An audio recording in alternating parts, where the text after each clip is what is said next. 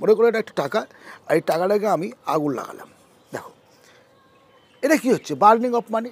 এটা আমরা করি তো, এটা আমরা সারা জীবন ধরে করে চলেছি। এটা তুমি ভালোভাবে ক্যালকুলেশন করে দেখো এই জিনিসটা আমরা করছি কি না। বার্নিং অফ মানি কীরকম, ইনস্ট্যান্ট কোনো সিদ্ধান্ত, নিড যেগুলো দেখো সংসার চালানোর জন্য যে সমস্ত খরচগুলো করার দরকার, জীবন চালানোর জন্য যেগুলো খরচ করার দরকার সেগুলো বাস করতে হবে, সেটাকে কম্প্রোমাইজ করা যায় না।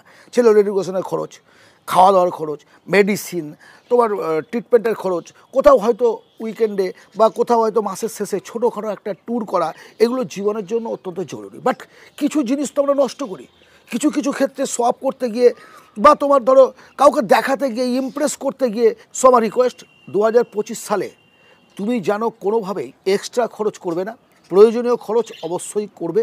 শৌখিনতার পেছনে যতটা সম্ভব কম খরচ করো, জীবনে আগে দাঁড়াও, ফাইন্যান্সিয়ালি ফ্রিডম লাইফ আসুক, অর্থনৈতিক চিন্তামুক্ত একটা জীবন তৈরি হোক, একটাই এক্সট্রা টাকা তোমার হাতে থাকুক, তারপর তুমি জীবনটাকে যেভাবে ইচ্ছে তুমি সেইভাবে করবে।